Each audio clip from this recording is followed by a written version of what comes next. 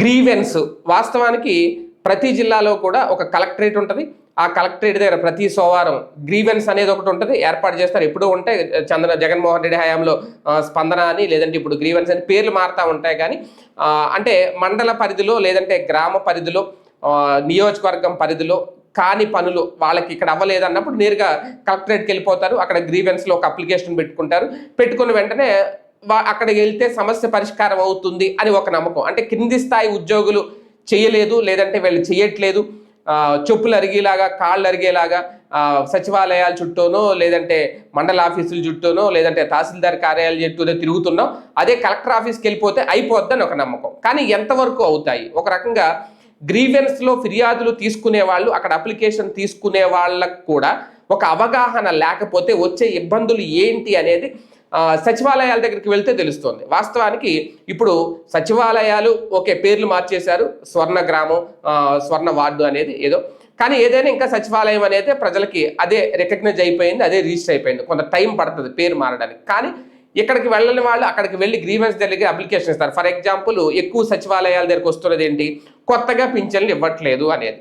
మాకు పింఛన్ రావాలి, నేను పింఛన్కి అర్హురాలని లేదంటే అర్హుడని, నాకు పింఛన్ ఇవ్వట్లేదు, సచివాలయం దగ్గరికి వెళ్తే గ్రీవెన్స్లో అప్లికేషన్ పెట్టుకుంటారు. వాళ్ళు ఏం చేస్తారు, గ్రీవెన్స్లో ఓకే మీరు ఆధార్ కార్డు జిరాక్స్ తీసుకుంటారు, ఏ సచివాలయం పరిధికి వస్తారో వాళ్ళు ఇమీడియట్గా అక్కడి నుంచి ఈ అప్లికేషన్ అక్కడికి ఫార్వర్డ్ చేస్తారు.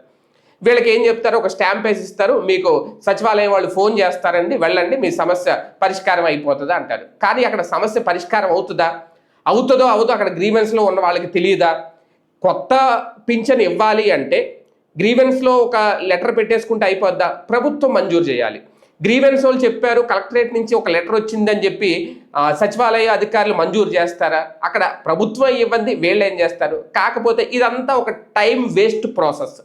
గ్రీవెన్స్ నుంచి వచ్చిన లెటర్కి ఇమీడియట్గా వీళ్ళు రిప్లై ఇవ్వాలి, ఇక్కడ నుంచి మళ్ళీ దాన్ని మున్సిపాలిటీకి తీసుకెళ్ళాలి, అక్కడ ఒకటి, ఇదంతా చేసేటప్పటికి అంటే ఒక దాదాపు అక్కడ ఒక ఎంప్లాయ్, ఇక్కడ ఒక ఎంప్లాయ్, ఇక్కడ ఒక ఎంప్లాయ్, ఒక 3-4 ఉద్యోగులు, ప్రభుత్వ ఉద్యోగులు ఈ అప్లికేషన్ మీద స్పందించి దీనికోసం టైం కేటాయించి దానికి ఒక రిప్లై ఇవ్వాలి. ఓకే, ఇదంతా చేయకూడదని నా ఉద్దేశం కాదు. కాకపోతే ఇక్కడ పని అవుద్దా లేదంటే ఫైనల్గా అవుతుంది. ఎందుకు అవుదంటే ప్రభుత్వమే విడుదల చేయలేదు కొత్త పింఛన్లు. ఇక్కడ అధికారులు ఎలా ఇస్తారు? ప్రభుత్వం విడుదల చేస్తే కదా ఇచ్చేది. కాకపోతే ఇది అవగాహన ఎక్కడ ఉండాలి?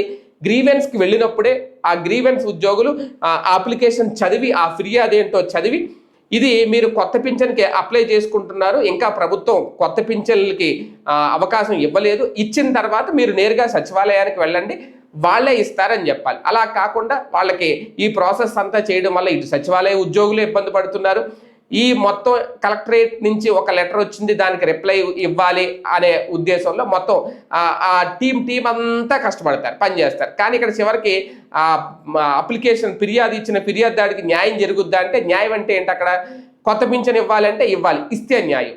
లేదమ్మా మీకు టైం పడుతుంది, మేము ఇచ్చినప్పుడు మీ పేరు రాసి ఉంచుతాం, ప్రభుత్వం విడుదల చేసినప్పుడే మీకు పింఛన్ ఇస్తా అంటే అక్కడ న్యాయం జరిగినట్టు కాదు. కాకపోతే ఇదంతా ప్రాసెస్. అంటే ఇక్కడ తెలుసుకోవాల్సింది ఎవరంటే గ్రీవెన్స్లో తెలుసుకోవాలి ఫస్ట్. ఆ ఫిర్యాదు వచ్చిన తర్వాత అది ఎంతవరకు సాధ్యం అవుతుంది, ఆ ఫిర్యాదులో ఏముంది అనేది. మిగిలిన కంప్లైంట్లు ల్యాండ్ ఇష్యూసో లేదంటే సివిల్ వివాదాలు, పొల వివాదాలు, స్థల వివాదాలు, ఇవన్నీ ఓకే. కానీ ఇటువంటి ఇష్యూస్ వచ్చినప్పుడు మాత్రం అవి అక్కడే షార్ట్అవుట్ చేస్తే బెటర్. లేదంటే సచివాలయ ఉద్యోగులను ఇప్పటికే ఆ సీట్లో కూర్చొనివ్వట్లేదు. ఫ్యామిలీ సర్వేలను ఇంకో సర్వే అని చెప్పి మొత్తం తెల్లారు లేచిన గాంచి రోడ్లమ్మడి తిప్పుతానే ఉంటున్నారు పొద్దున్న సాయంత్రం దాకా. మళ్ళీ ఆఫీస్కి వచ్చి ఈ సమస్యలు కూడా పరిష్కరించాలి అంటే అది వాళ్ళ వల్ల అవ్వట్లేదు. ఒక రకంగా సచివాలయ ఉద్యోగులు నలిగిపోతున్నారో అనేది పక్కన పెడితే గ్రీవెన్స్కి ఎంతవరకు అవగాహన ఉంటుంది అనేది ఇప్పుడు ఒక పెద్ద చర్చ.